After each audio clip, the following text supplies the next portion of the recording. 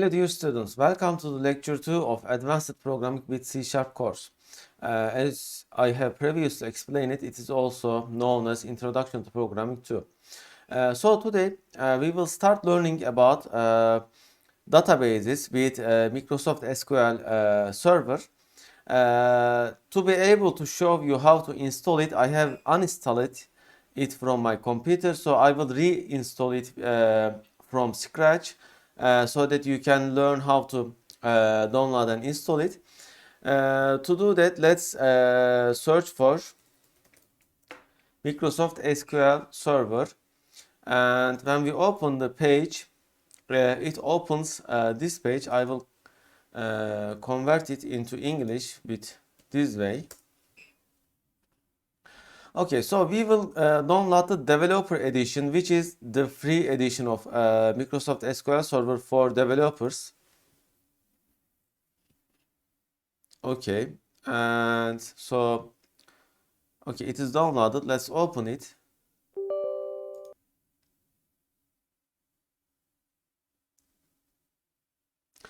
Okay, so there are several options. I think it is best to download media and then install it. So we can choose the media downloading options here. I will just let it as default because I see they are correct. ISO format, English language, and the folder here. Okay, it is downloading. In addition to the Microsoft SQL Server, we will also use Microsoft SQL Server Management Studio here. You see here. It is at the same page at the bottom. Download SQL Server Management Studio. So let's download it as well. And meanwhile they are downloading, we will continue to do our programming. So I am clicking this. By the way, there are several issues. If your Windows is not Windows 10, then if you download the latest Microsoft SQL Server and SQL Server Management Studio, they may not work on your computer. So if you have older version of Windows, then you have to download older version of Microsoft SQL Server and probably SQL Server Management Studio. Also, I suggest you to upgrade your Windows to Windows 10 because of this reason, so that you can use the latest technology, latest software.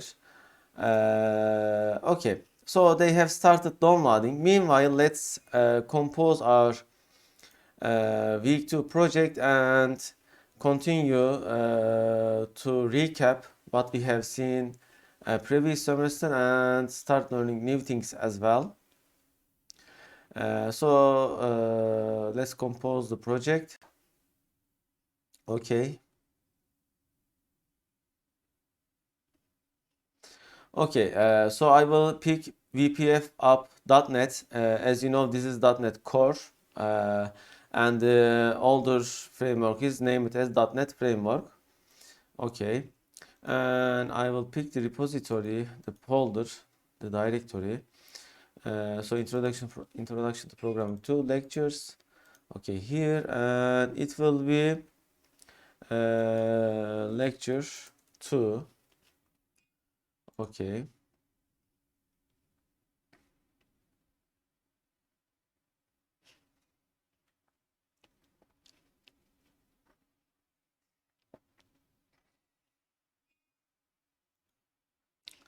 Okay, our downloads are continuing here.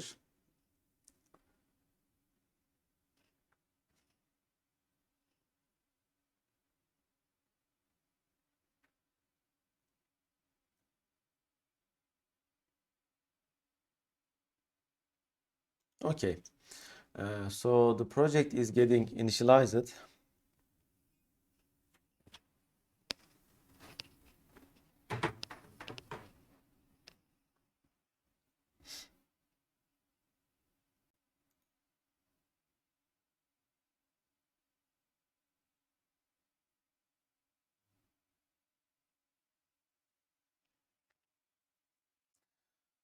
Okay, the project is ready.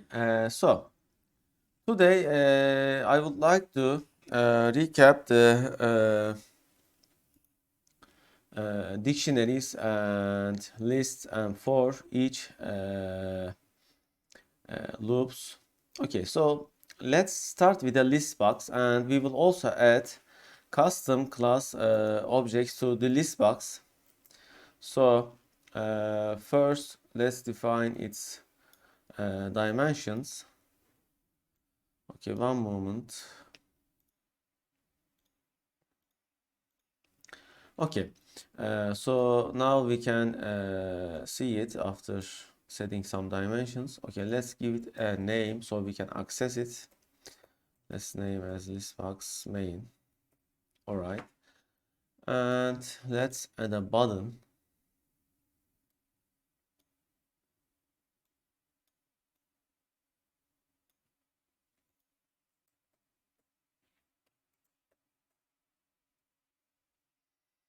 Okay, let's call it as test, and let's compose the click event here. All right, so I want to add custom objects to my list box and use them when click it or do anything else we want. So to do that, I will compose a class as, let's name it as students. Okay, or student, and it will have some properties. Let's say student number as integer and string as student name. And what else we can use? Okay, how do I compose it quickly? I type prop and then I hit double tap like this. Let me show. Prop double tap. It composes this template, and I can name it as something like this as okay, student email. Okay. Now, in this list box, I want to show these as values, and let's get some names list from internet and assign them randomly. Let's say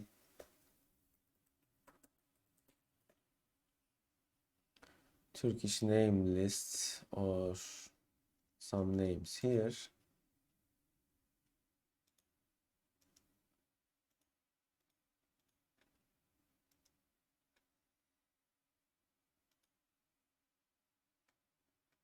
Hmm. Okay, let's pick some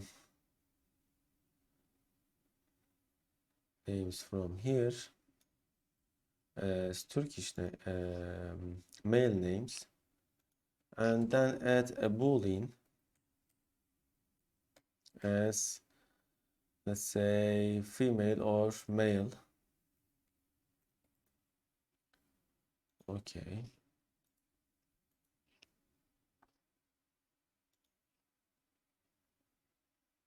I will add a text to my project, text file. Let's say male names, txt here. Okay. I believe these are separated with, okay, it is fine. We can use them still, but how can we use it? Let's see the character representation.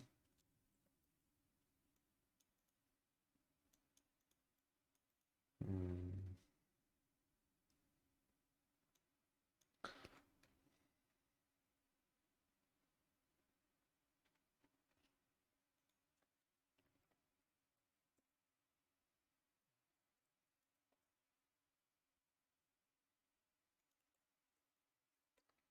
I am looking for a better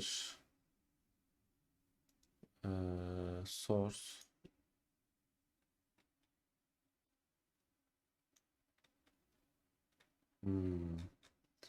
But here we don't know the gender.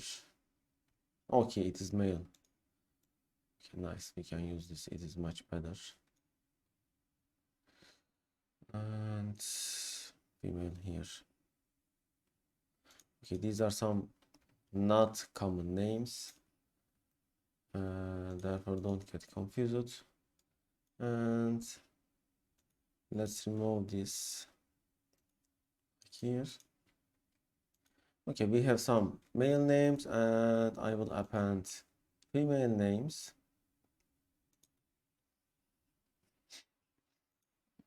Okay.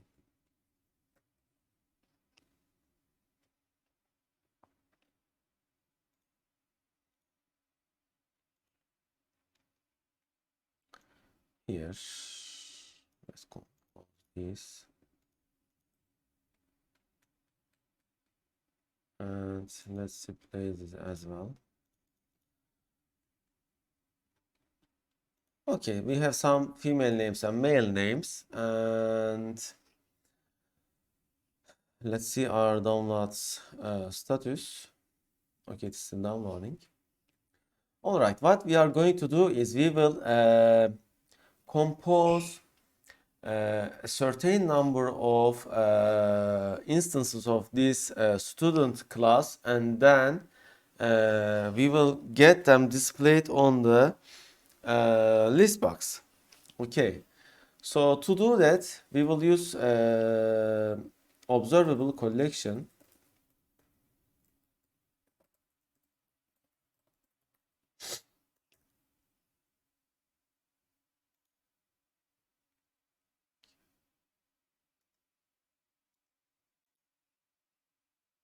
Okay, let's see the format.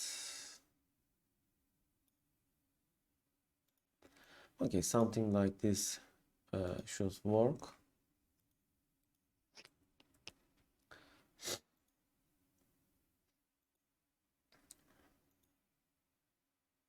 Okay, you see I have to add the reference, and I'm adding it. So this is observable collection, and let's name it as students or OC students. Okay, so when I click the temp button, by the way, I will initialize it when the application starts, so it will be ready to use. I will generate 100 random instances, or let's say 10 instances of students. How am I going to do that? By the way, I have to change this type of this into this type of observable collection into student, which is my class, custom class. Okay, so we will generate a number, and I will make it something like 8 digits. So let's compose our random seed whenever the button is click it. Okay, and let's initialize an instance of student. Let's say random student. Okay, it is initialized with default values. What were the default values? Integer and boolean. Integer is 0, boolean is false, and strings are null. Okay, so let's assign the student number first. So the student number will be equal to my round next, and I will make it between 10 million and 999. Okay. Okay, so it will be something 8 digit. However, I have to also keep that no students gets the same number, because you know the students number should be unique. However, right now I won't care about that. So the student number will be like this, and student name. Okay, to compose student names, I will get two random picks from our files and merge them. This is not very much sense making, but it is also not that much important as well. So let's do it. Okay, to be able to access these files, they have to be inside my debug folder to be able to access them directly. So whenever the button is clicked, I can load them into a string list, something like this. Mail names equal to file dot. By the way, the file is not available as you see because I have to add its class its reference from here using system.io. Read all lines. Okay, this will read it into a array by default. So the name will be mail names txt, then to list. Okay. So the to list is the link queue, and this is the method inside file class. And right now it's ready. Let's copy and paste it like this for female names and female. Okay, so is this enough? I mean, will it work when I run the application right now? No, it will throw an error. Let me show you that. Which error it will throw?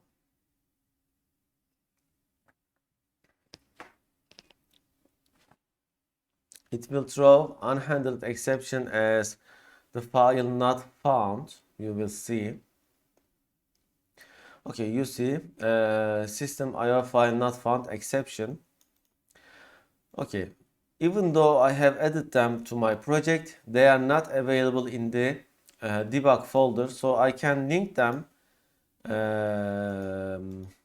Let's see if I can link them like this. No, I am not able to link them like that, so I will use the proper name. There is build action. Build action means that whenever you build your application, rebuild or run it, and before you run it, it will build it. That action will happen. So the build action will be as copy if never. Okay. And here none. Okay, we don't need anything. And one more thing we need is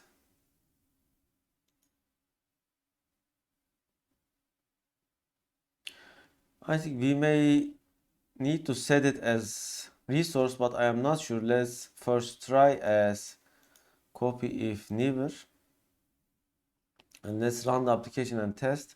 Probably we have to set them as resources in the build action, but to be sure I will test it. Oh, it is working. So it is working. When we open the debug folder, we will see it is they are there inside our debug folder.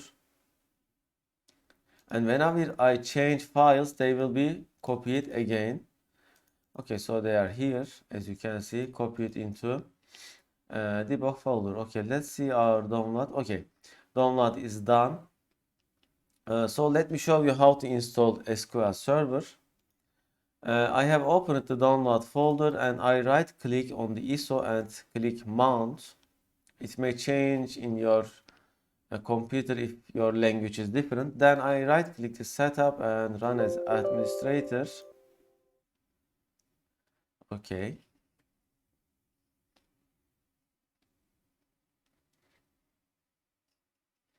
Okay, then we click installation and we click new SQL Server standalone installation.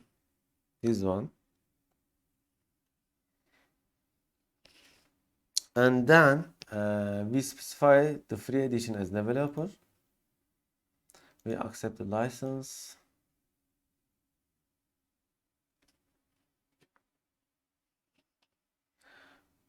Okay.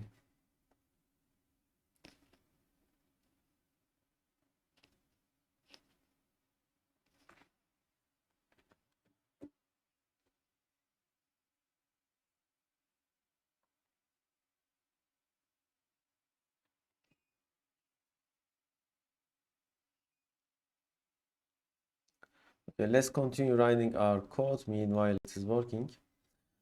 Oh, it is working. Okay, so now we have the random number. Now let's first we need to decide whether it will be male or female. So let's decide male or female as something like this. I will use inline if you will see it. Next, and between 0 and 1. So you see max value exclusive upper bound. So it can be either 0 or 1 exclusive. So it doesn't include the max value. So it can be 0 and 1 currently. If the random number is equal to 0, I will set them as male. Okay, something like this. True as false. Okay. So this is inline if. This is equal to, let me show you. If equal to 0, and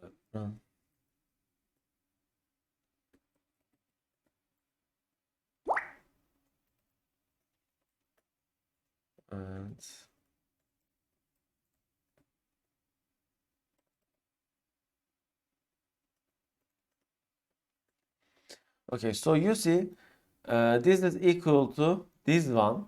However, you see how cleaner it is to write as this way, and if it is appropriate, you can write your if and assignment like this. I use it commonly.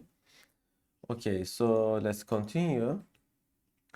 And then I will use a switch. To use switch, you see the code snippet has appeared after I have typed SWE, and I double click top and the switch template is generated. As a switch, I will use the boolean male, and which values we will have is we will have case as true. So if it is male, and then we will have case as false, not male. Okay, so if it is male, we will use the male list, and let's generate two strings as first name and the surname. So the first name will be equal to male names. Oh, we can even use a better approach. So let me show you the better approach. Okay. So the better approach is using the reference types of lists. What I mean is I can use something like this. Use list equal to main names. So what does this do is simply keeping reference address, or let's say of list of males. Okay, so this doesn't generate a copy of list of males. This just references to it. Maybe I will just pass it for now because it may get you confusing. Yeah, I will use the simpler way. So the simpler way is let's compose them like this.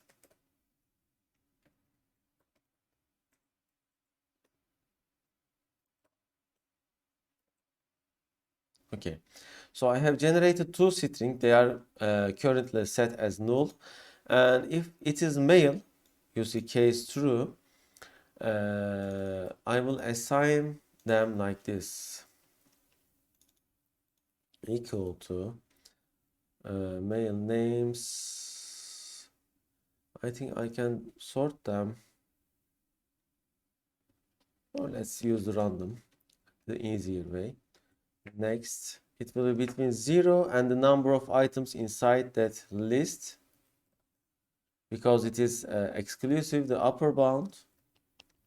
So something like this. and the surname. Let's see, it will be like this as well.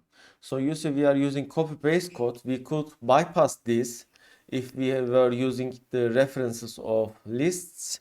However, it is a bit advanced topic, therefore I will just pass it for this time so you will not get confused.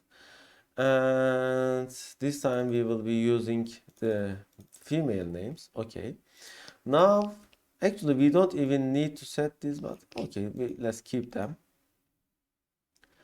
We will set the object variable as student name equal to first name plus surname. Okay, and finally there will be an email. So we can set the email something like this. Let me show. And let's say equal to first name to lower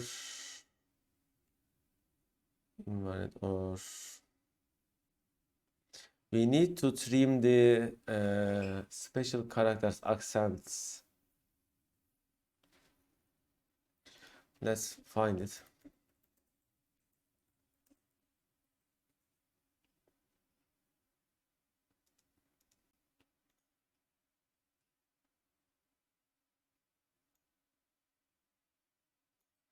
Okay, so there is regex option.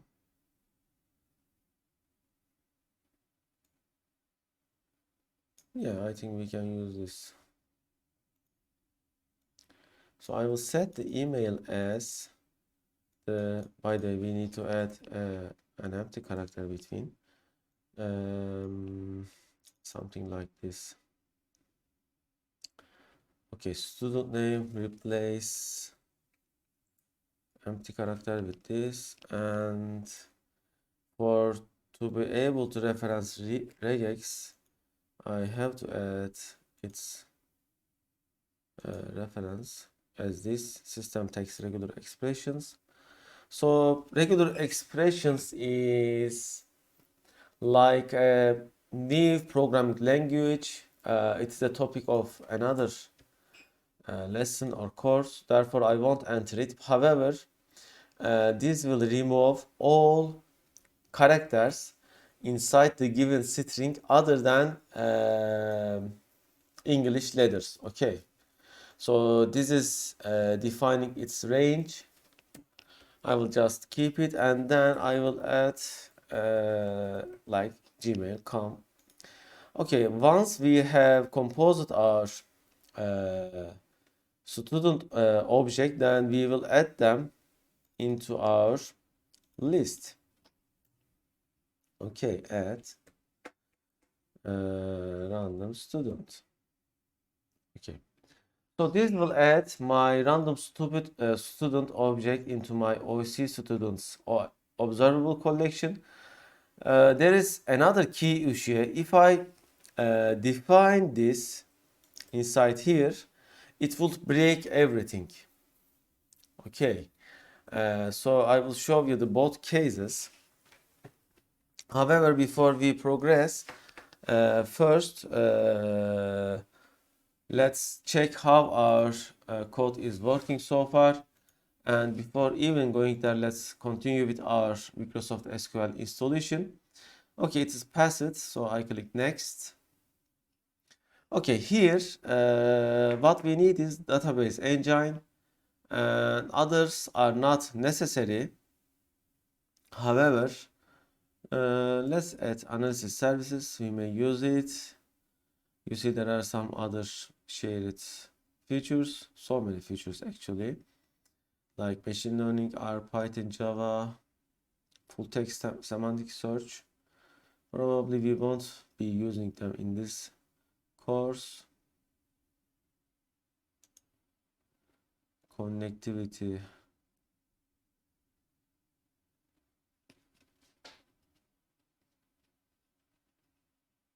Okay, let's add this one as well. We may need it. Okay, okay, one moment. Okay, master data services. Okay, probably we won't be needing them. So let's click next. You see they are all default folders, program files, Microsoft SQL Server. Okay, one moment. Okay, keeping the default instance name is important because if you change the instance ID, then when you reference something or when you try to connect, it may cause you some problems. So I am keeping MS SQL Server as the instance name. Okay.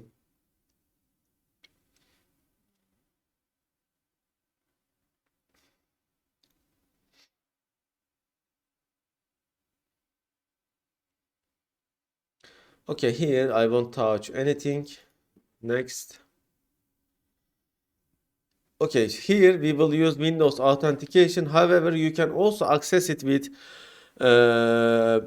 root password, something like this. Let me show. I am clicking at current user. By the way, you also need to add the current user as well, even if you use Windows authentication.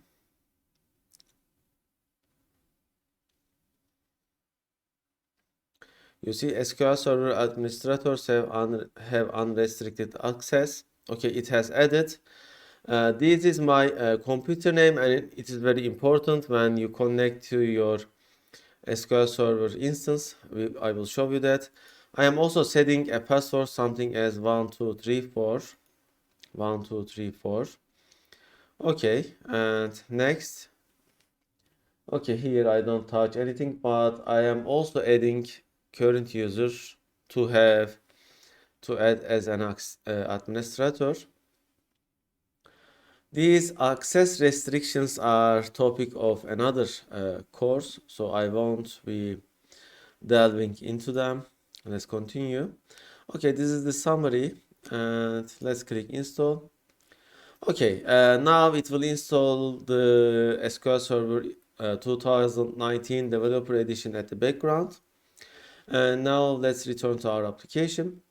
So let's test our application until so far, how it is working. And to test it in debug mode, I have put a breakpoint here.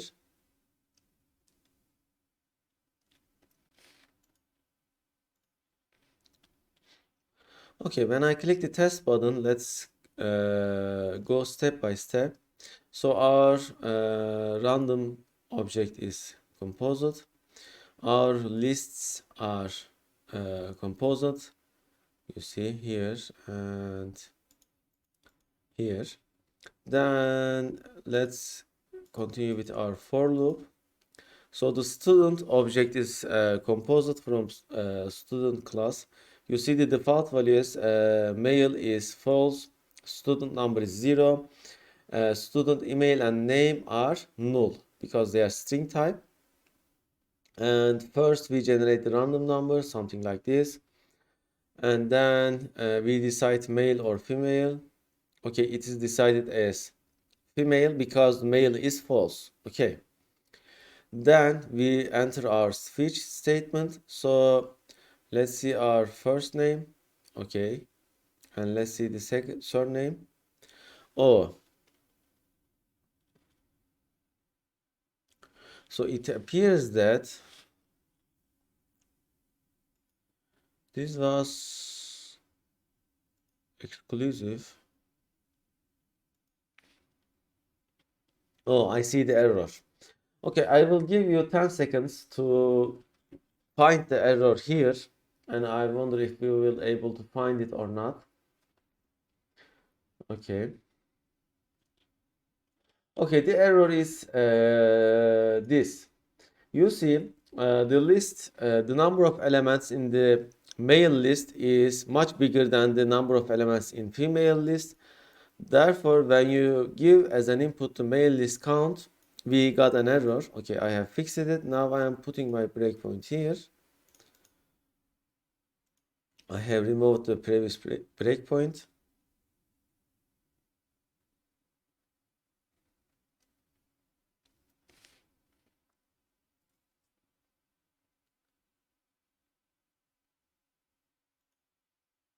Okay, so the first name and the surname decided. You see, this time it is male, and student name is assigned.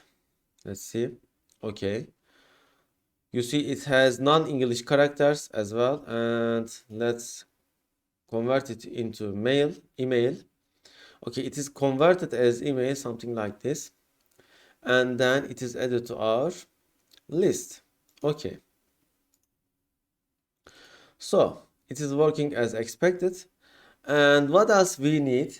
We will set the item source of listbox main as equal to observable collection, and I am setting it here. By the way, even though we are initializing it here, we can assign it like this because the main window is executed. This is the constructor of main window class after these fields and properties are initialized. So if we put breakpoint in the both place, we can see the order of the application initialization.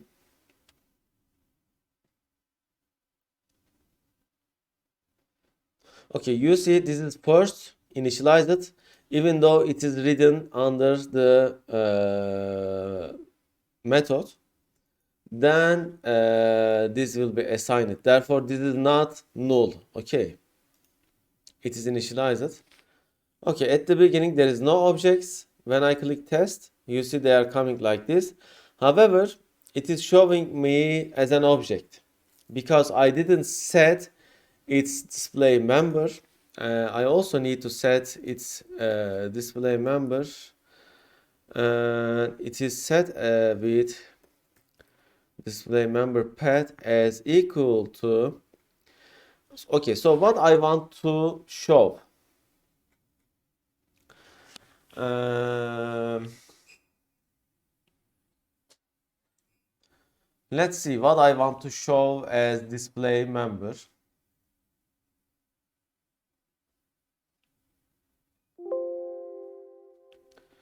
Okay, I am thinking what to display. I think we can display student ID plus name. So display member path is set as get and set. So let's see how to override it.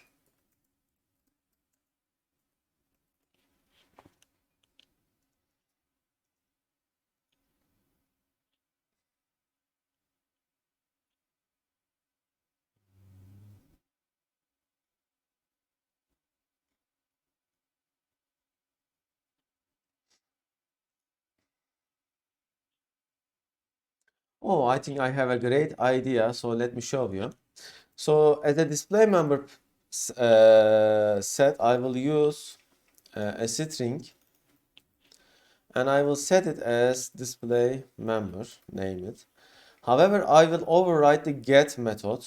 So the get method will be overridden like this. Okay. Um,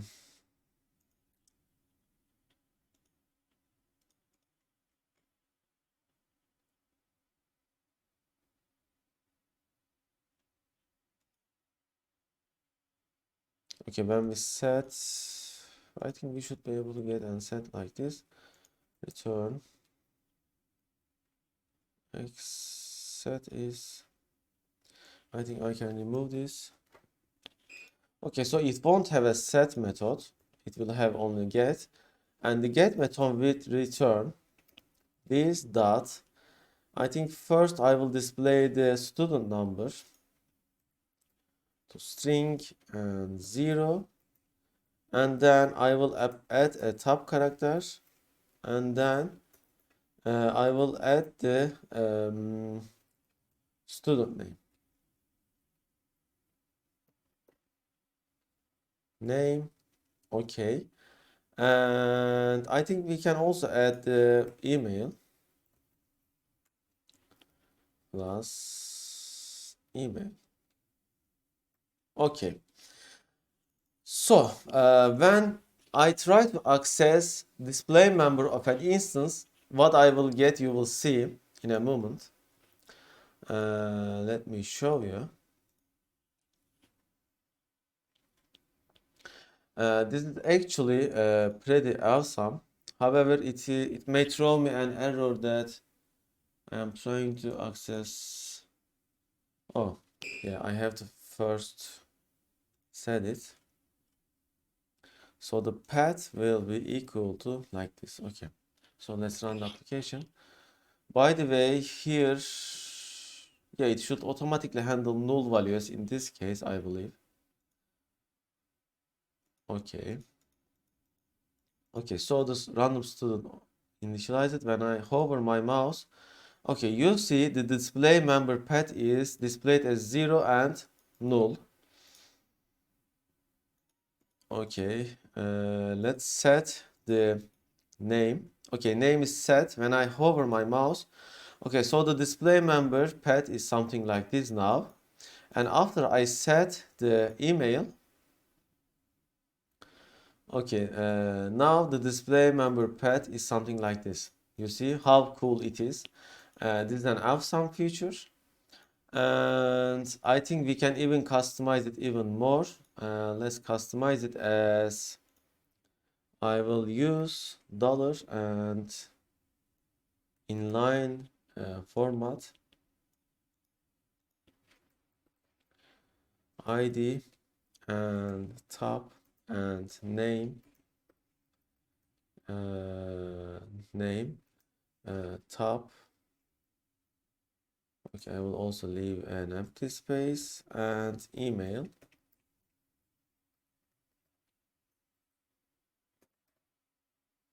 Email. Okay, now we can remove this part. Okay, now you get the idea, and I believe now it should display on the list box.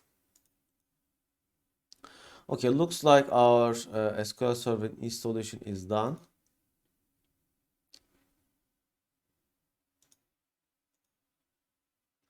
Okay, okay, now it is working perfectly as we wanted. So,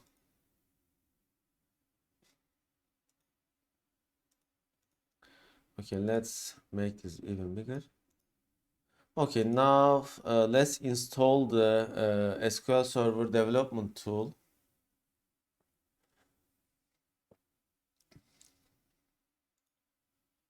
I am closing the installer of SQL. Okay, developer edition is successfully installed. Now inside the downloads, I will run the SQL Server Management Studio.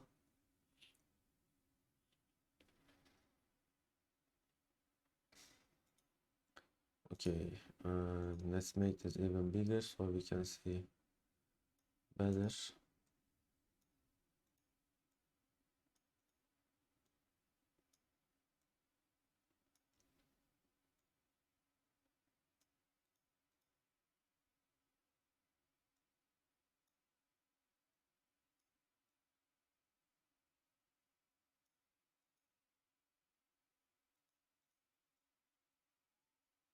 It is not very important. Okay. Okay, I'm just clicking install. I'm hoping that it will install without requiring me to restart. Okay.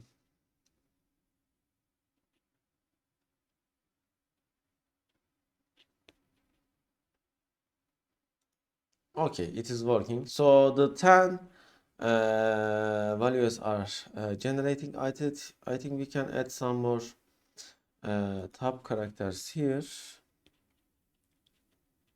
So it will be looking better.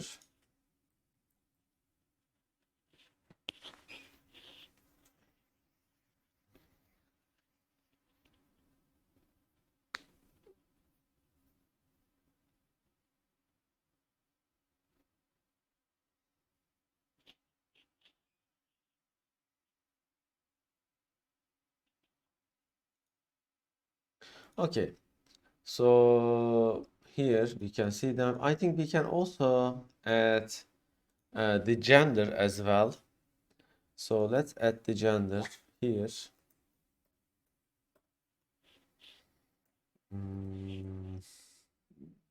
I will also write an inline if query inside here. So okay, if it is true, then it will be male. Else, by the way, it will be here.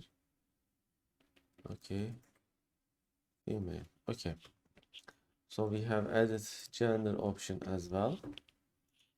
So let's run it.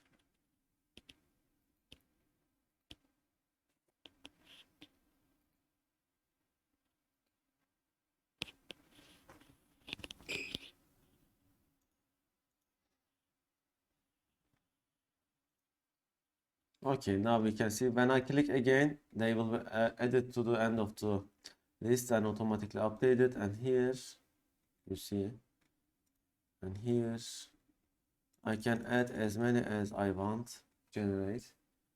Okay, so you see this is kind of generating a test data for your project, because sometimes you want to generate some, let's say, generic test data into your project so that you can test your methods efficiently.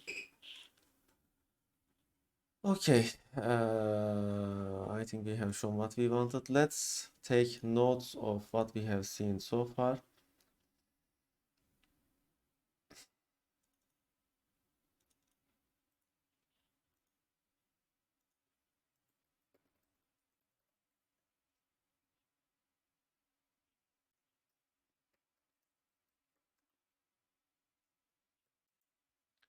Okay, we have seen how to compose a custom class,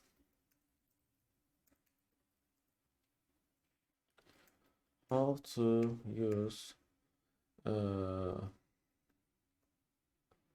overridden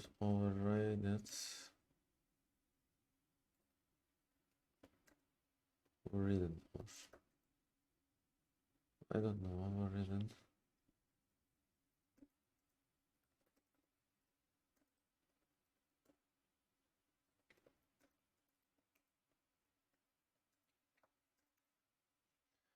Okay, this is hard to understand, but this is what we are doing here.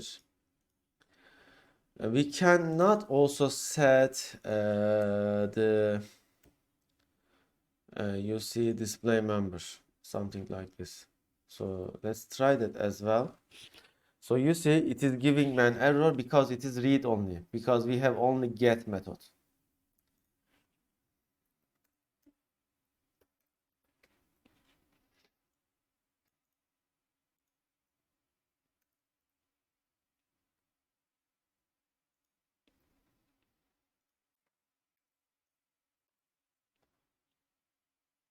If we didn't put get and we have put only set, it would be write only. Okay. Okay, how to compose read only or write only properties inside class. Okay.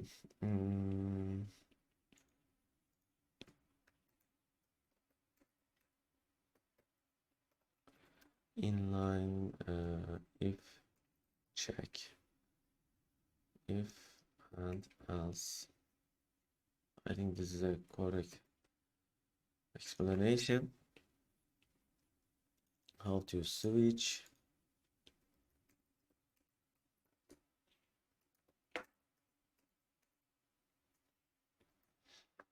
Okay, these are the simple stuff.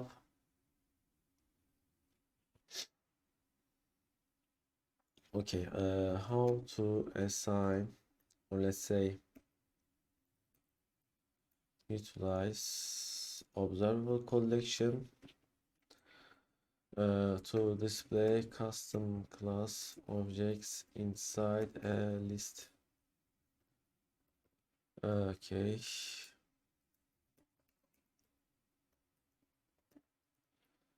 any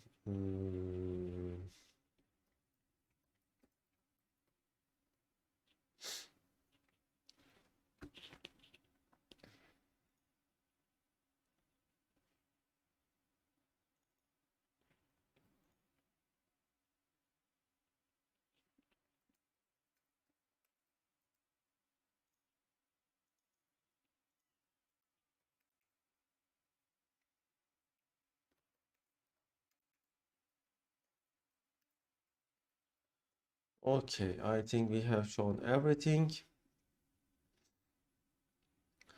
Okay, and now I want to show you something else. When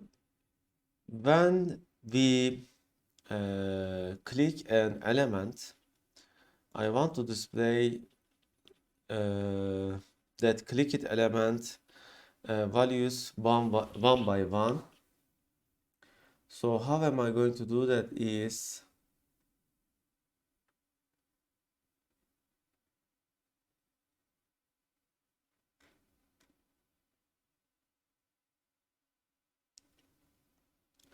I think selection change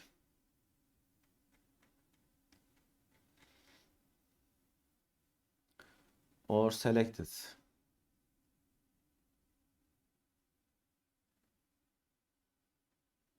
I think we can, let's first try the selected method. So how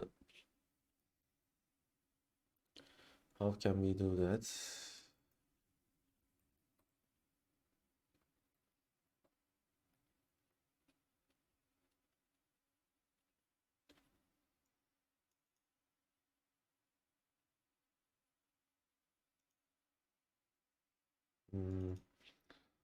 This box item perhaps.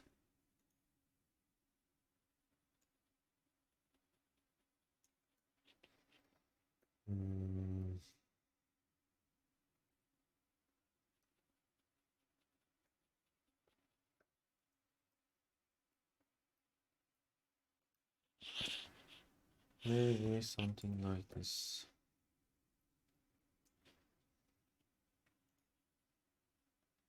Actually, we don't even need this because I already have the reference of listbox main and selected item. Okay, so let's show message box show listbox main selected item dot. Okay, now the selected item is type of student. Therefore, I will convert it to that type with explicit conversion. Okay, and then I have to put another parentheses, and then I can show, for example, student number and to string. Okay, and let's format it as well. Let's run the application. Okay, our SQL Server Management Studio is installed as well. Okay, it is with Azure Data Studio. Okay, it says we have an error.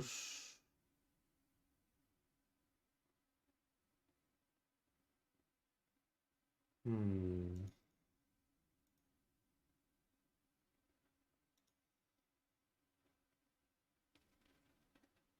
So it says that listbox doesn't have. So let's make it selection changed, not selected.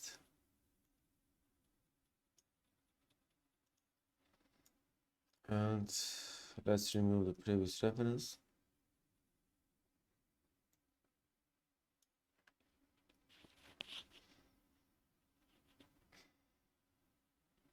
Since we are binding a custom class, we can access its each member values.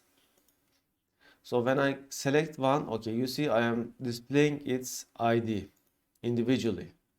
I'm displaying its ID. You see how useful it is like this. Okay, and Okay, so this is important. This is called as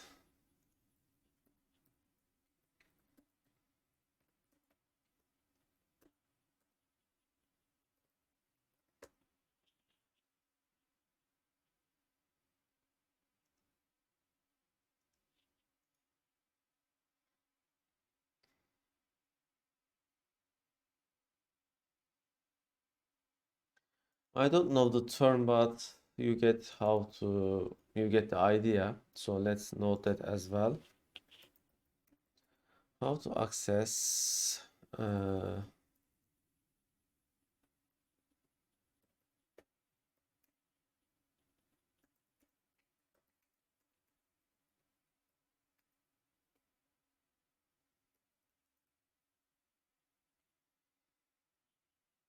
okay.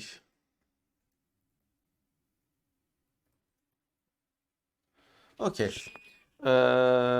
So with this approach, you can do so many things. This is pretty advanced and useful programming. I think now we can start seeing databases. All right, so how we are going to use the database? Now we are going to start it. Now we have installed Microsoft SQL Server and SQL. When I type SQL and I click apps,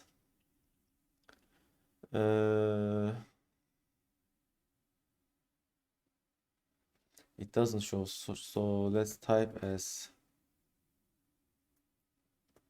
management. Okay, here Microsoft SQL Server Management Studio. I am opening it. I think we can also find it here under here, maybe, not sure.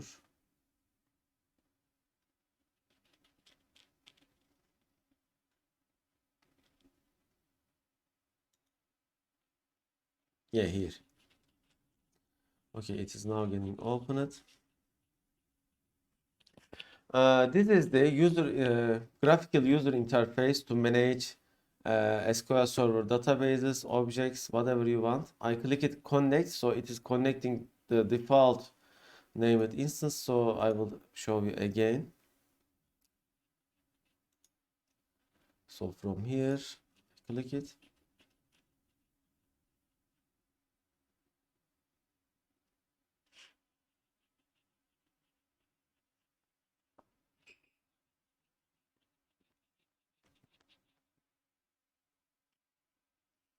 Okay, so the server type is database engine. There are other engines, but we are going to use database. So you see the server name. This is the name of my computer. You can also find your computer name from, I think, um, okay. After I have opened this page, I right click this PC and I click properties, and here it shows my device ID, product ID, and device name, processor, my Windows type, Windows edition, and whatever. So this is my device name. Actually, this is the name that we have installed our server during the installation. Then I am choosing Windows authentication. I can also use SQL Server authentication, and for login I can use SA, system administrator, and the password is 1234. Okay, when I click connect, it will connect also. So you can use both way. You can use Windows authentication, or you can use the defined authentication during your installation. Okay, both is possible.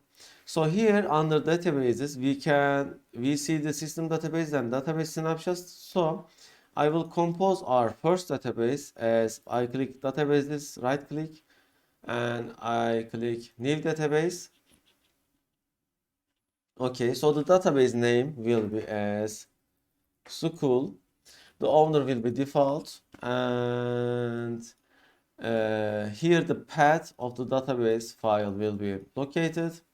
The file name will be automatically decided. I won't touch them. There is also auto growth size, max size, initial size, and then there are options. Here you can see the recovery model. You should leave it as full. Compatibility level. Here you see you can define with older version of SQL servers or with the latest version. And containment time I do none. Okay, collation. Collation is important because according to your collation, the data you can hold in your database changes. It also changes your database's behavior when you do a search, insert, update, delete. So you should pick your collation according to your needs. There is Turkish or English, whatever you want, any language probably. So the English is defined as, I think,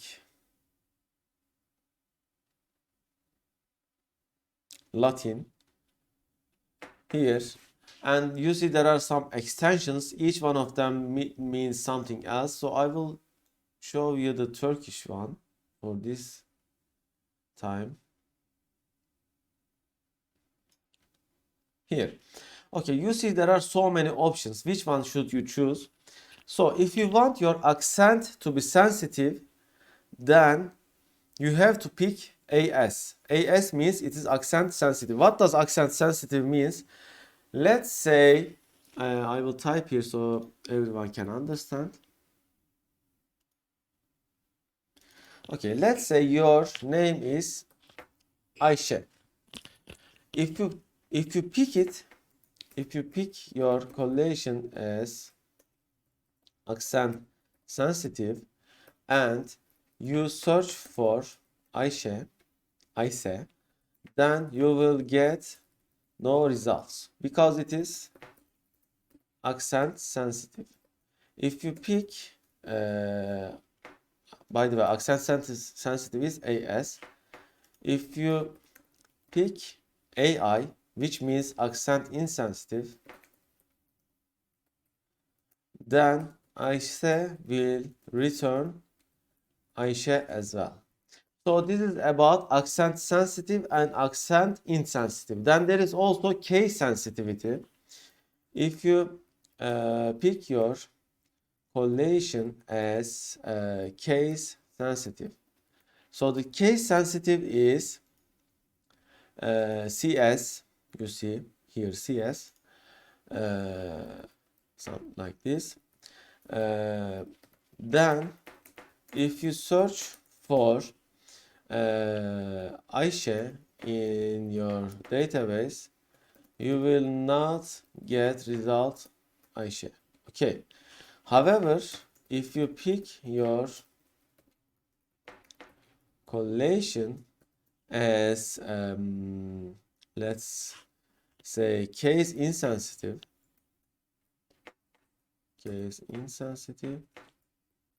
CI, then Ayşe or Ayşe will return all cases.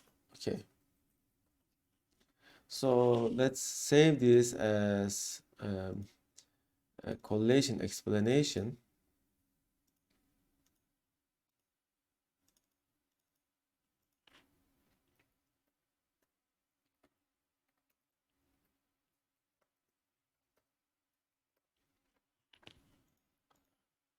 Okay, so this is about collation. There are also some other options. You can look for them on the internet if you need.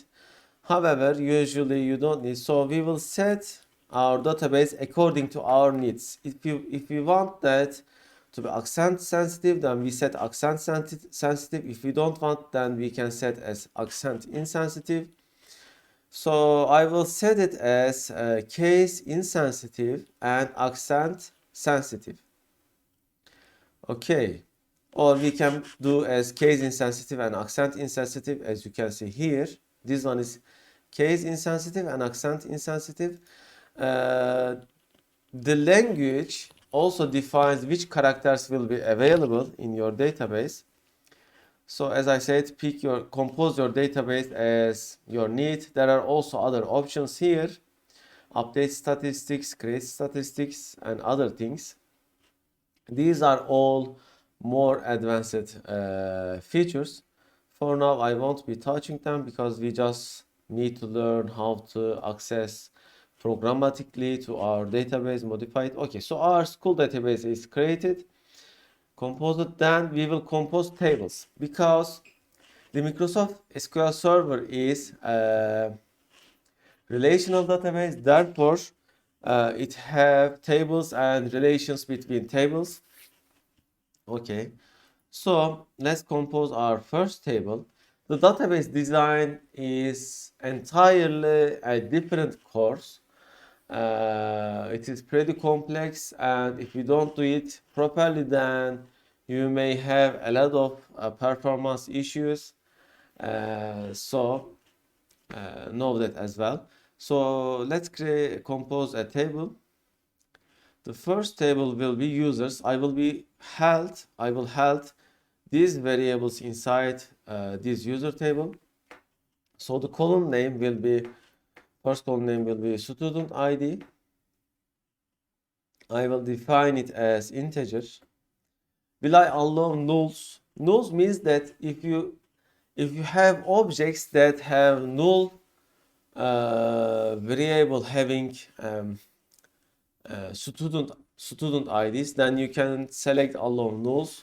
By the way, the database null and C# null are different. Okay, so don't get confused. In C#, integer cannot be null. It can be only default 0. However, in database, it may be null. Database null, by the way. So I won't allow nulls. Then it will have student name. Okay, there are now database types, nchar and varchar and other things. So let's see them as well.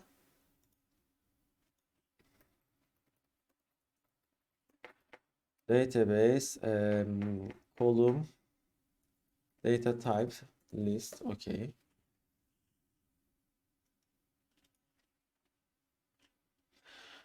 Okay, here the data types. So okay, not this list. Okay, character size.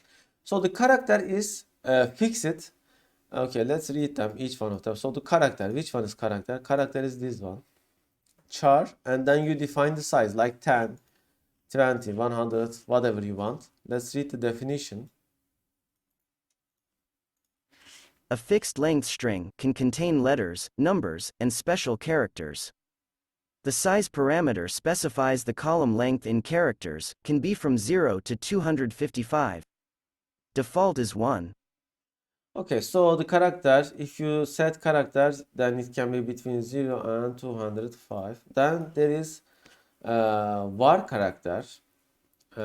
Which one is var character? Here, let me show. Var character here, you can also set its size, maximum size, by the way. A variable length string can contain letters, numbers, and special characters. The size parameter specifies the maximum column length in characters, can be from 0 to 65,535. Okay, then there is binary. It is equal to character but stores only binary bytes. Strings, the size parameter specifies column length in bytes. Default is 1. I have, by the way, why do we use binary? If you wonder, I think I have never used binary until now.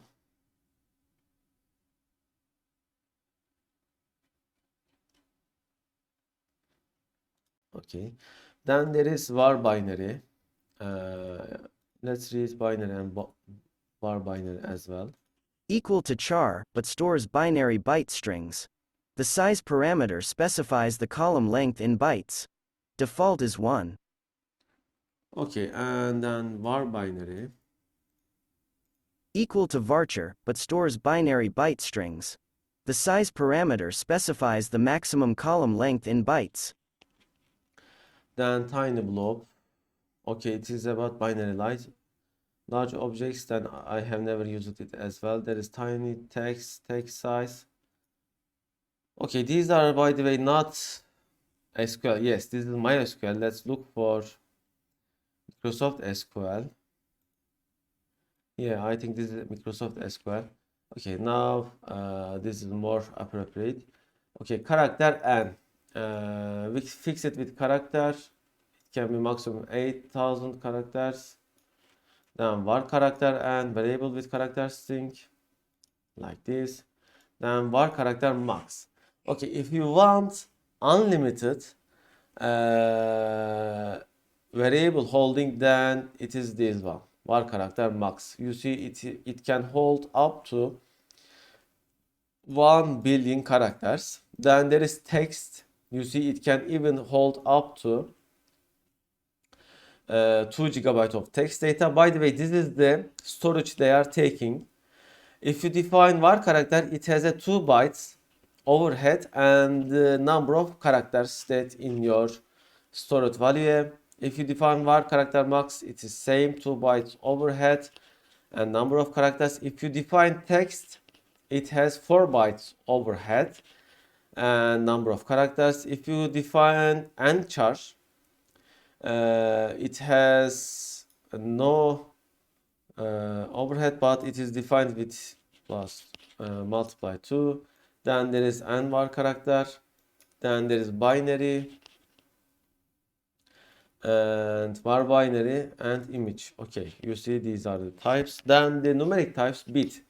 Okay, bit is very useful because we use bit data type for storing Boolean values. You see, if it is 0, it is false. If it is 1, it is true. It can be also null, but in C# it cannot be null. And then there is tiny int. Tiny int can hold between 0 and 255. Then there is small int. You see, it is silent, by the way. So this is equal to int 16 in C#. Then there is int. Then there is big int. You see. However, this is not this is also int 64 in C#. Then there is decimals. Decimals is really important. So with fixed precision and scale numbers, decimals are defined with P and S. Then there is numeric. Okay, let's read this decimal first. Fixed precision and scale numbers.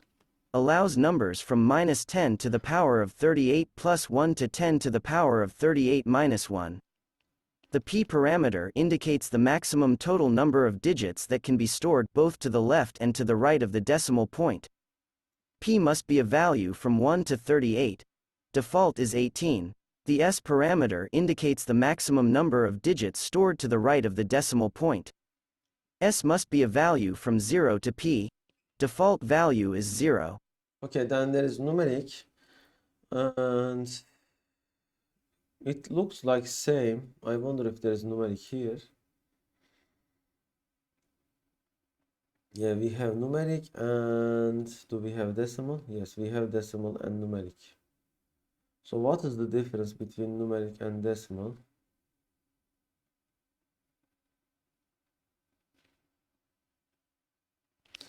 Let's see.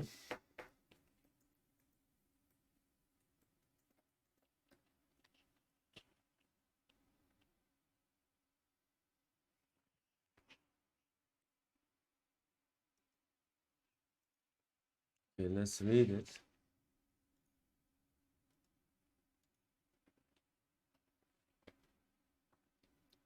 Okay, someone has asked it.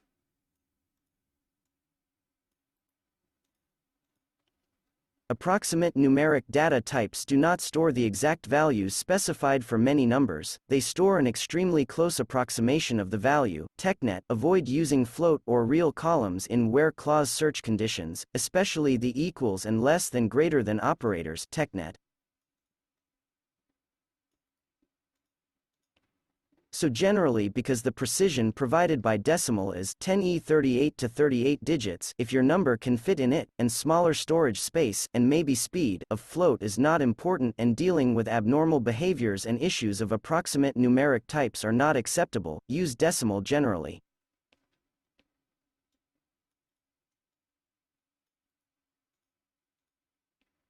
Numeric equals decimal 5 to 17 bytes exact numeric data type will map to decimal in .NET. Both have 18, 0 as default precision, scale parameters in SQL Server. Scale equals maximum number of decimal digits that can be stored to the right of the decimal point. Kindly note that money 8-byte and small money 4-byte are also exact and mapped to decimal in .NET and have 4 decimal points MSDN, decimal and numeric transact SQL MSDN.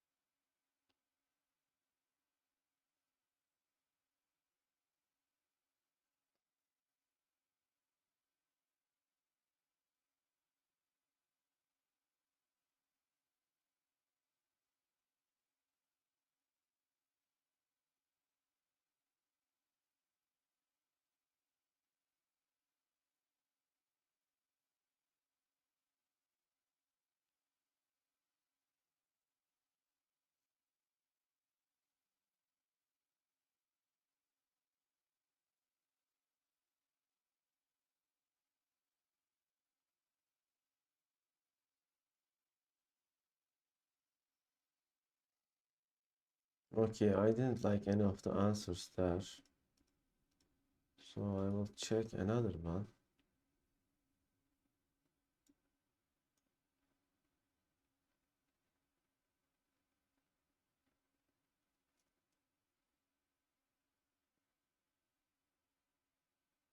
Okay, so I think you should use decimal instead of numeric. Decimal is equal to decimal in C#.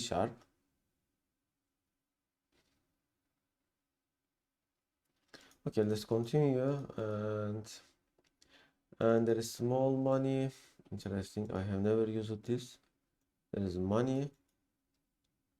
Okay, you see, if you use money, it can hold this kind of precision. Then there is floating and real. Okay.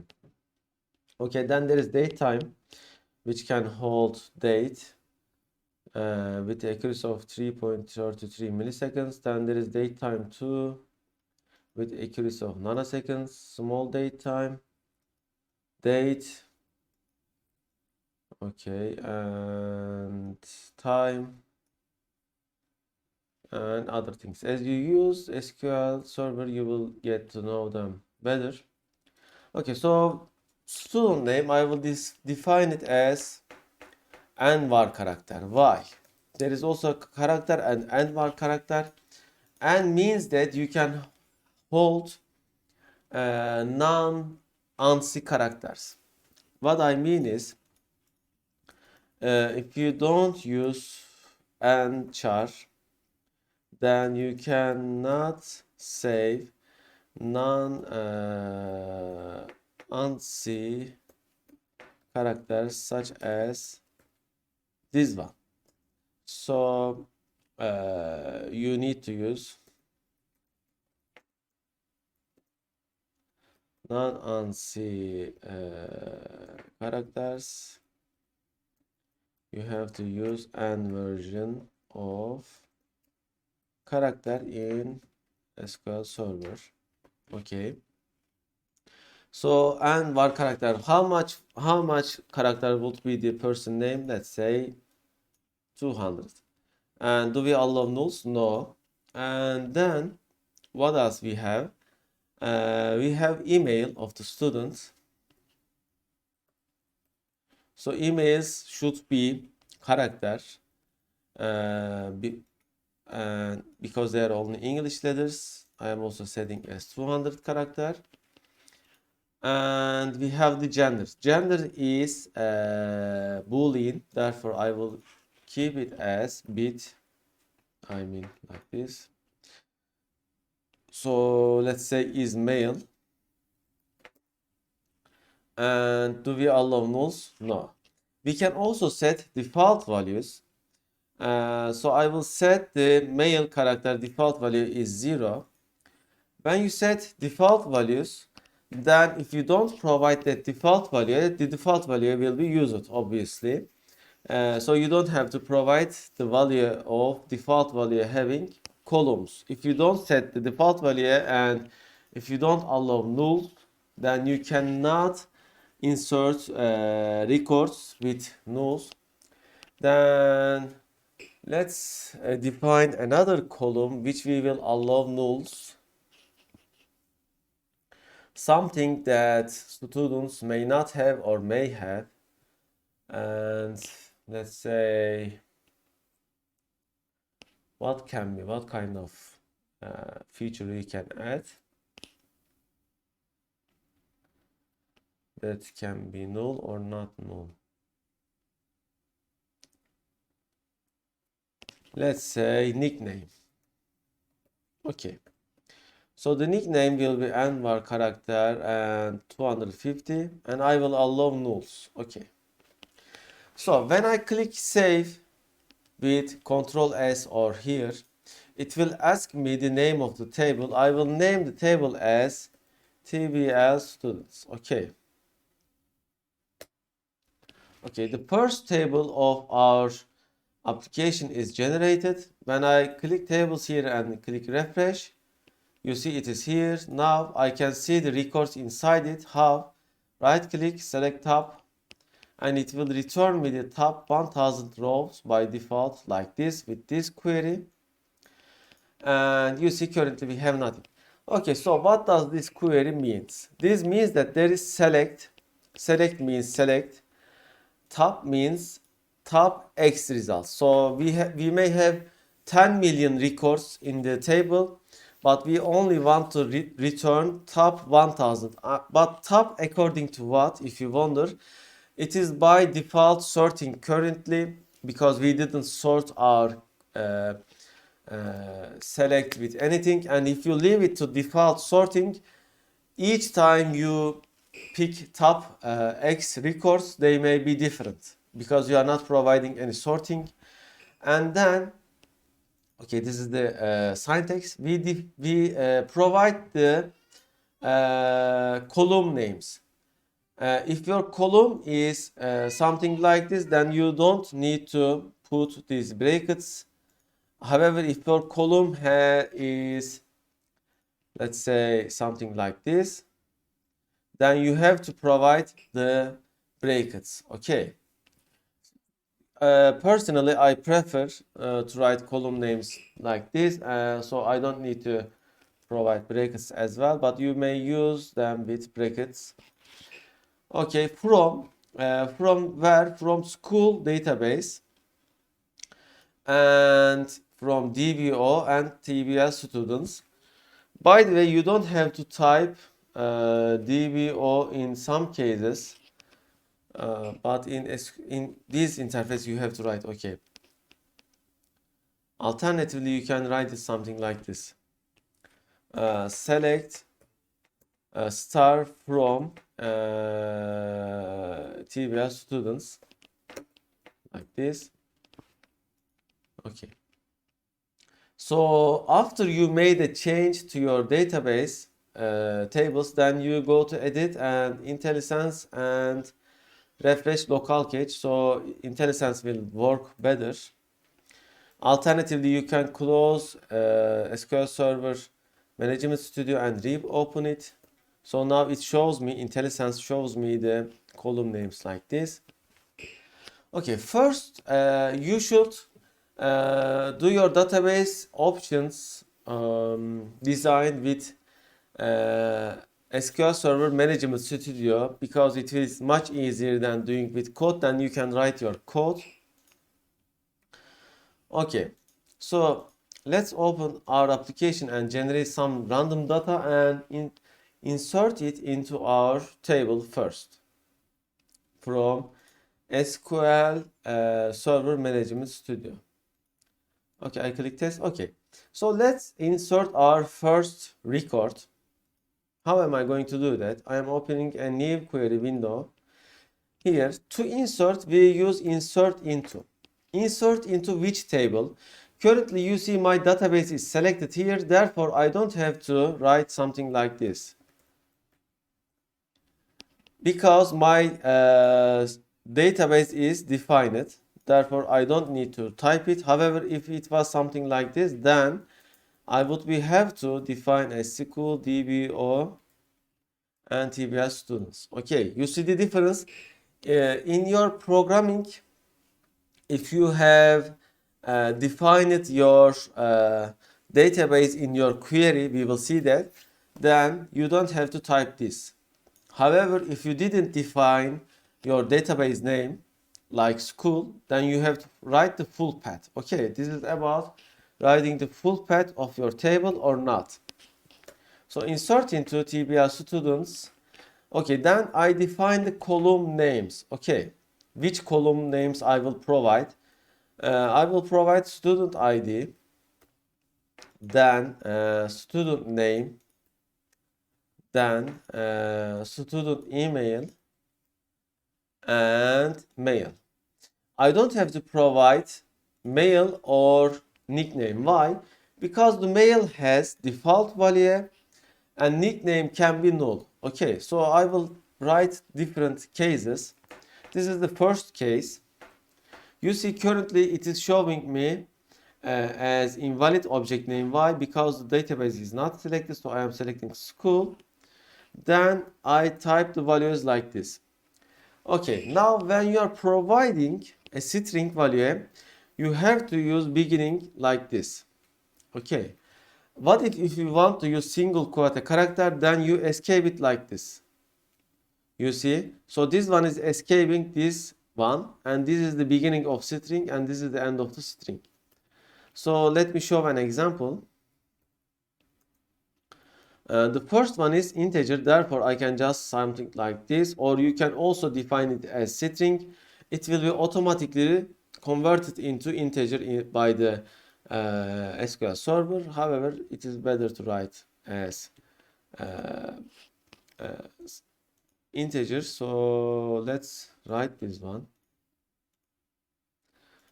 Okay, whatever, it is not important, something like this. Then you see I am separating values with comma. Then student name, so it is string, therefore I am writing the student name like this. However, if I want to something like this, then I have to escape this one like this.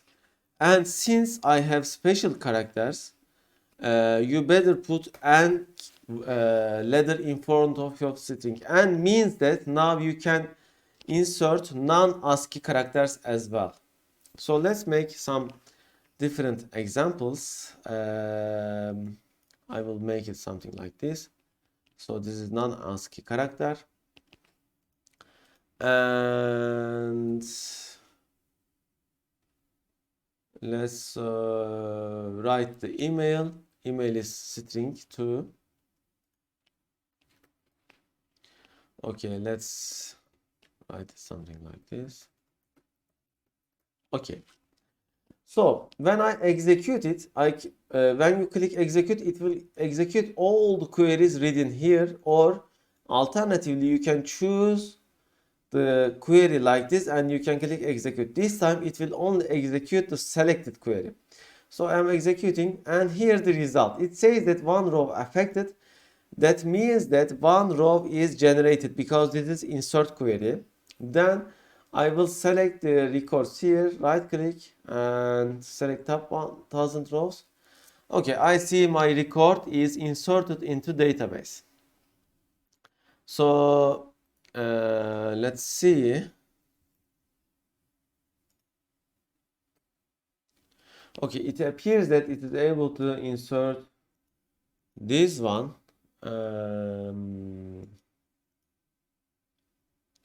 maybe due to my collision setup or due to SQL Server Management new version, or let's try some other characters. Maybe it is due to Greek character.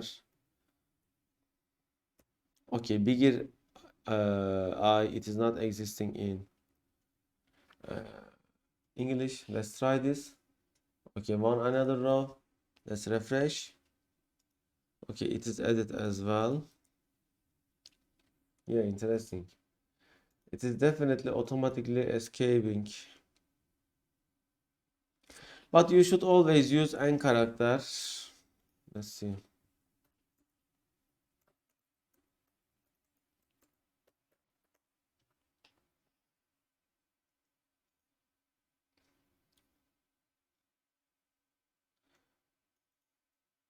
Okay.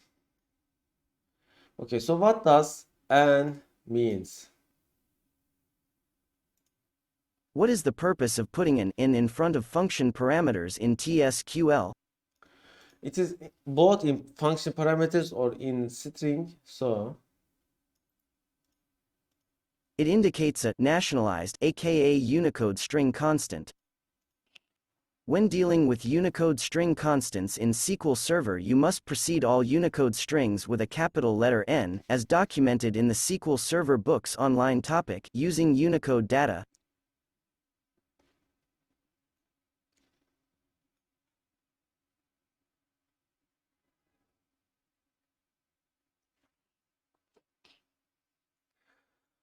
okay, so it is coming from nationalized text. It was available in SQL 92 before Unicode even existing. So this is the meaning of n. Currently it is working in my SQL Server Management Studio, but previously it wasn't working, I am sure. So this is probably something new. So this is the first case, first example, and by default they are provided as 0, as you can see. Okay, one moment. Okay, so this was the first version of insert. Then now let's provide default value as well, because it was being incorrect. Okay, and now the third version, where we provide all column names, nickname, as let's say teacher. Okay, you see now I have to scroll horizontally. I think we can fix it with options, probably text editor. I'm not sure though. General, all languages. Okay, word wrap. Okay, now it is wrapping, and the final version, and in this case we won't provide any column names, but you have to provide exactly a same number of inputs. This works, however this would fail. Okay, this fails.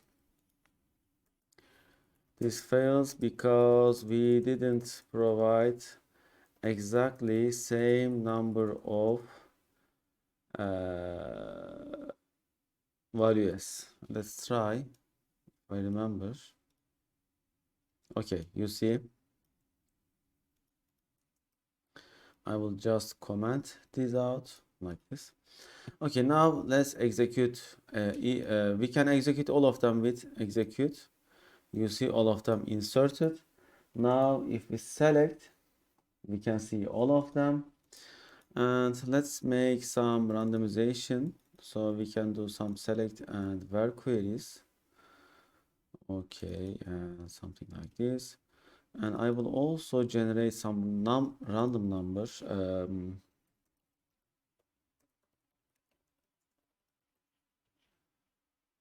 Okay, so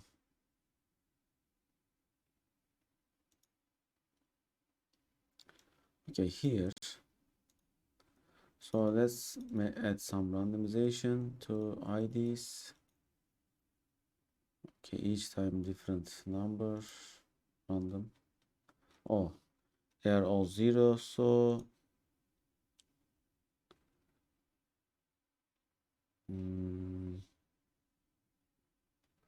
I see. So it is generating between maybe, since it was integer, it was getting different. So let's use this method instead of this one.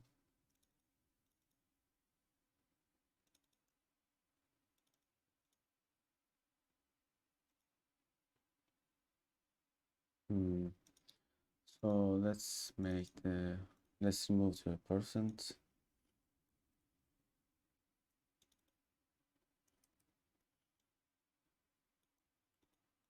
These are not the key issues. I am just generating some random input so you can see it. Actually, we can even append to perhaps name, something like this. I wonder if it will work. So I have to convert it to string anyway. Just let's do something like this. Okay, we have some random numbers as well. Okay. Now you see we have 74 records and they are added with the values we have. So now let's make some select queries. Select, then I have to define column names, which ones I want to select. If I put star, it means that it will select everything from which table? Students table. Since school table database is selected, then I don't have to write the full path. If it was something like this, then I would have to school.dbo.tbr students. Okay. Now this will select everything as you see. Let's say I'm returning this to school. I want to select students. Let's say I want to select student ID from student. So first I write the from, then I can also define it like student ID or like this. Since there isn't any other table in my query and there isn't no duplicate names, so both would work. So you see it is just selecting the student ID. This is the way of selecting columns. I can also select like this, as you see. Okay, this is about select. We are defining the columns here. I can also format them as I want. For example,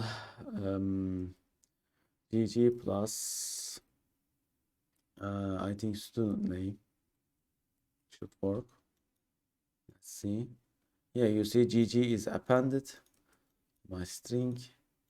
Okay, as you can see, I think we can even append integers. However, to append it, probably we need to cast this as var character. I think there is cast method and which parameters it is taking.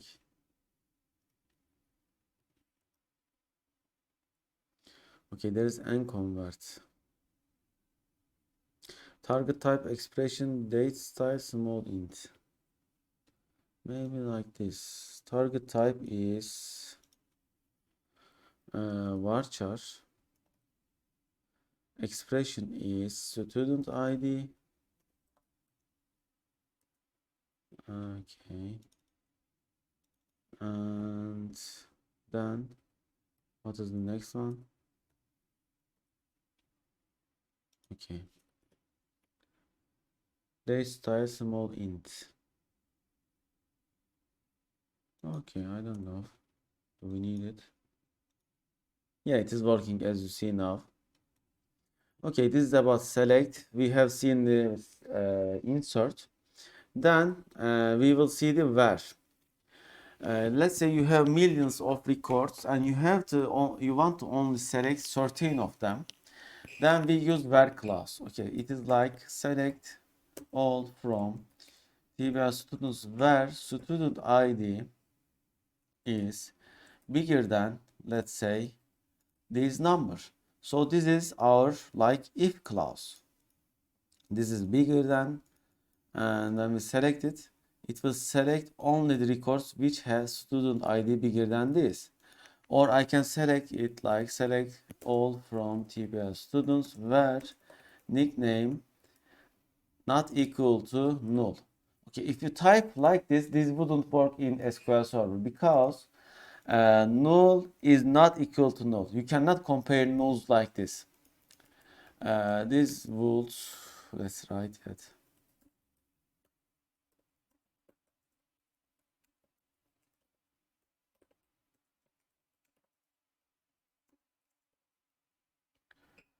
Null. Okay. So what I need to do is I have to select it like this from TBR students where nickname is not null. Okay. So you can use is or is not null. Okay. This returns is not null. I can also use as is null. And this will return null, you see. And I can use multiple where clauses such as student ID bigger than that, or I can say bigger or equal, and I can say and or let's say write or is not null. Okay, or let's make it as and. So let's see this one. So this one returns either bigger than this student ID or not null here, as you can see. And alternatively, let's try this. So this returns only the records which are bigger than and is not null. This returns bigger than that or is not null. I can also make it like this or and is male equal to 1. Okay, now in this case, you see you have or and query. And how will it behave? You see it returns 52 because it is checking or, and or is breaking and. Therefore, you need to group the things that you want to or, okay, something like this. So it will check either bigger than this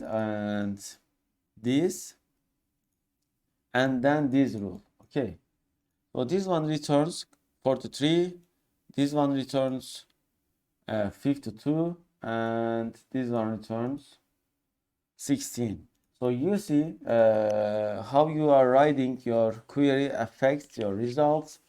Then finally there is delete query, delete from TBR students. I can delete all records or I can use where, such as I want to delete this particular record where student ID equal to this. So this will delete this record. Okay, so let's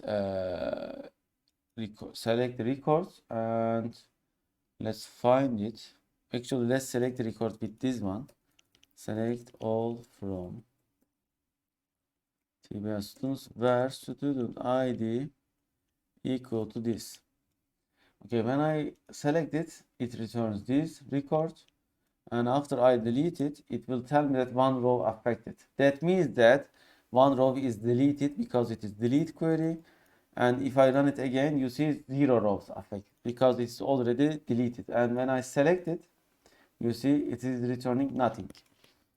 Okay, so these are the queries. Let's save them as well. So you may want to look at them. However, it would be much better if you write them yourself. And over the time, you will understand better how to write queries. Okay, so insert queries. Okay, it says that Save with other encoding. So I will save it as UTF-8. Okay, it appears that there is no UTF. Oh, here. Here, I will save it as UTF-8. Yeah, this should work. Okay. And then I will save this as well. Select var delete. Okay. Okay, now we have seen how to do queries from new query execute. Then we can also edit rows. You see, it allows me to edit top 200 rows. I can also change that. I think from designer, and here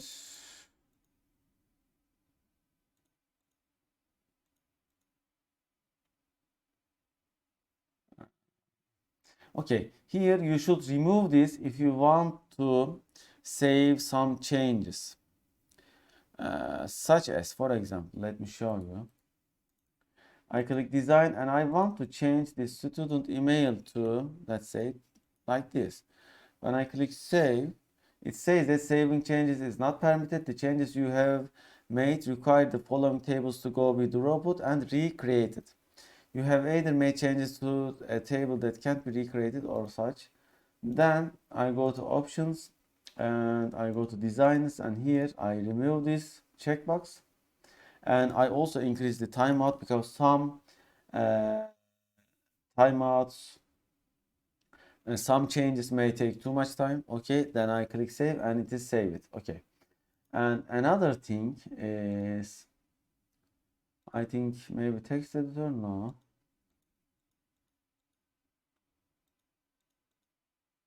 here. Okay, SQL Server Object Explorer. You can change, for example, select top 1000 to top 5000, and you can change this, edit to top 200, 2000 rows, and I can also change this to 5000, something like this. Okay. Now when I right click, you see select 5000 top rows, and when I click, I can edit top 2000 rows. I can change their values here, or I can add here, or I can right click and delete here. I can copy here and such. Okay. So these are the things that you can do with SQL Server Management Studio. There are also other tools such as SQL Provider and Azure Data Studio and such. However, they are more advanced things. I can also compose another table, as you can see. So you can have multiple tables as time goes and we progress through our lectures. We will see more about that. So now it is time to do these operations within our code. Okay. So it is a common mistake that students are writing inline code in their program. What I mean is, for example, you want to insert code, you want to insert records into the database, and wherever you want to do that, you write that code there. Oh, it looks like we are reaching 2 hours. Maybe I should end the lecture here, and we may continue next week. For example, I can change it here, and after you make the changes, you have to click another row, so it will be updated. It is modified but not saved. When I click here, it is now saved. Okay, this is an important thing. If you are changing boolean, then you change it with 0. Okay, 1 second. Okay, I have to change it as false, I think.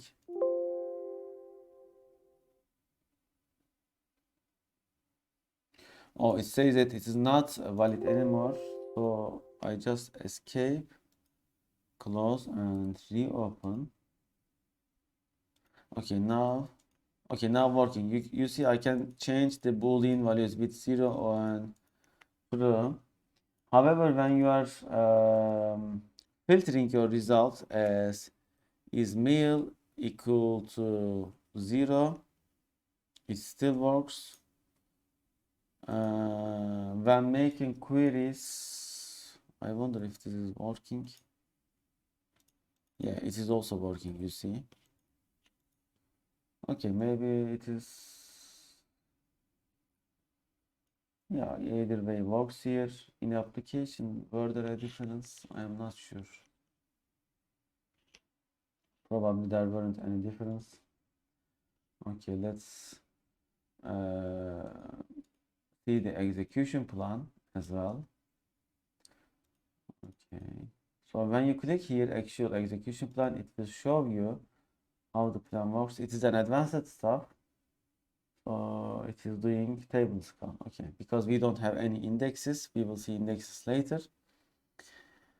Okay, so let's note these as well.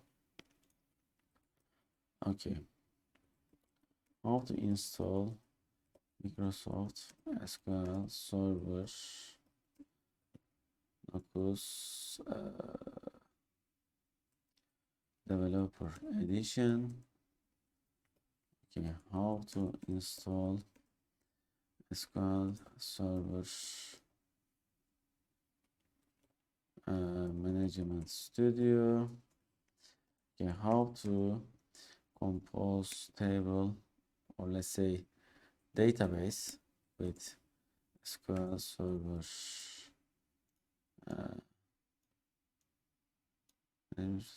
how to compose database and table.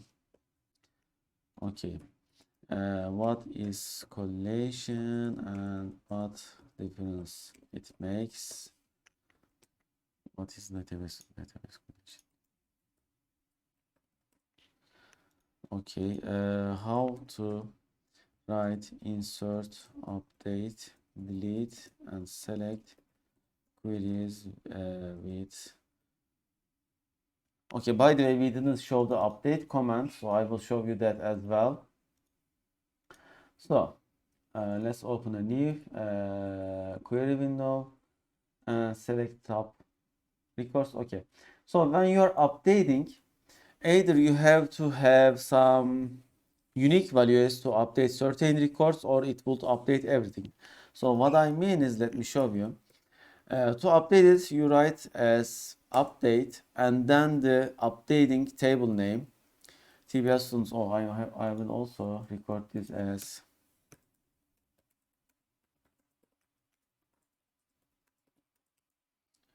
database DBO table or just table.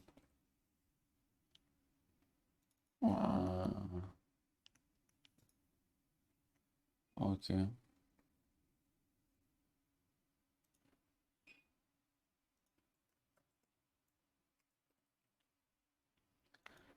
Okay. So update TBS students set, then set means that which columns we will change. By the way, you can think this as values kept in an Excel table. It is very similar. However, in the background they are very different, but from the usability perspective, I mean. So let's set the student name equal to new student and email, student email equal to new email at hotmail.com, for example. And if I don't write a where, it will change all records. Okay, because there is no where predicate. So let's try this. I am selecting this query and running. So it has affected 73 rows. When I select it, you will see that all records are changed to this. If I want to change this record, can I change it only that one right now? No, because this record has no unique identifier. Because there are multiple records like this.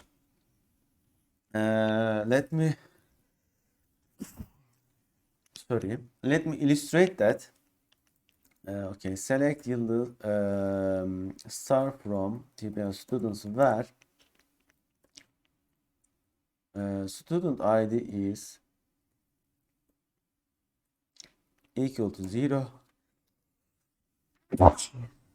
Sorry. And then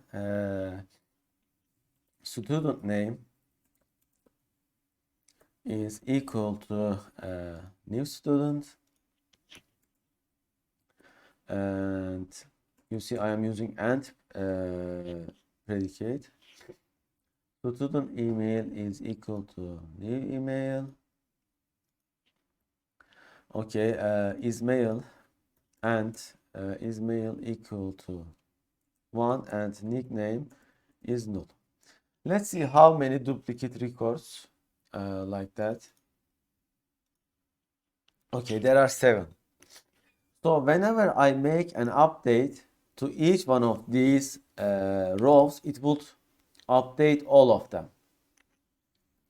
I cannot update any of them because any particular of them because there is no unique identifier. However, for example, I can update this record probably because its student ID looks like unique. Let's check it out from TBL students where student ID is this. And when I select, you see there is only one row. Okay, I can update that particular. So student with unique student ID and awesome mail, and then I write my condition as student ID is equal to this one. So you see this is how it works. I can also add all records. Let me show you. So it has affected one row, and I will write this as well so you will understand. Okay, this will update 7 records. Okay, so I'm adding all these where requirements. When I run it, you see 7 rows affected. Okay, and let's also use or and in. Okay, so okay, students, let's say multiple students. Okay, multiple.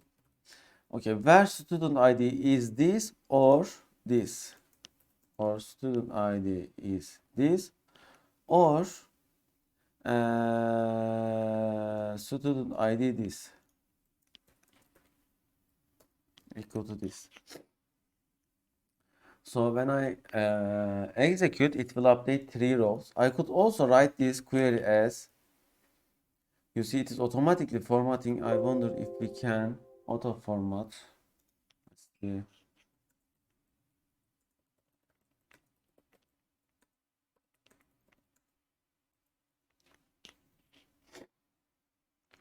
Okay, let's see if there is auto format. Okay, there is format TSQL code. So tools. Okay, maybe it is external tool. No.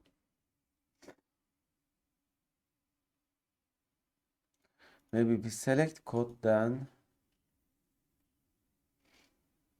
Okay, code snippet manager. This is, and from here,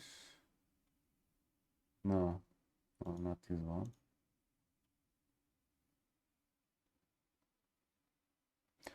Okay, it says there is add-in. Okay, anyway, not important right now. So what I'm going to do is, you can also write this query as like the student ID in. When you type in, you can define multiple variables like this. Okay, here and here. Okay, so when I run this query, you see it has affected 3 rows. So this is basically same as this one. Okay, you get the idea now. If you want to update particular records, then you have to have a unique identifier to that record.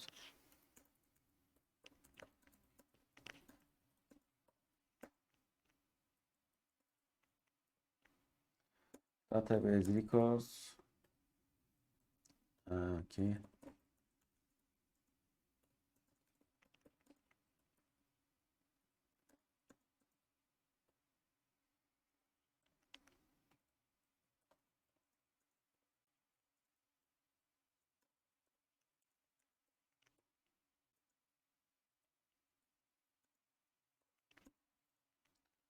Okay, so let's comment this.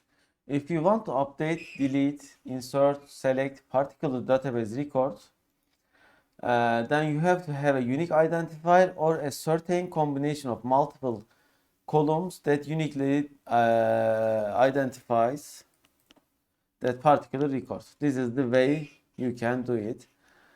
Okay, we will continue next week. I'm also update and where, or let's say update queries as well. Okay. Okay, when to write pull paths, how to make insert, update, delete, select queries.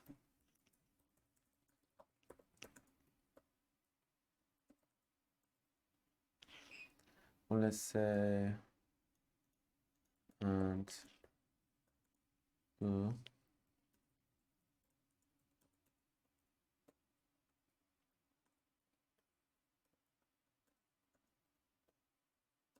certain records. Okay. By the way, there is no insert. Yeah.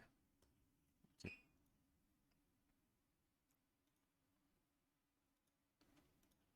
And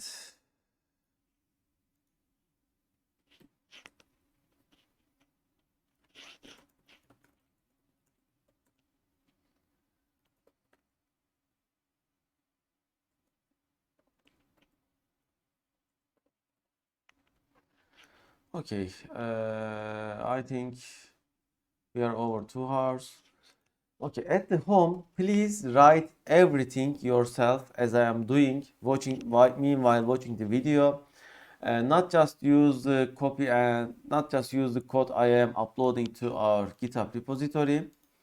So let me upload the code to repository. Okay.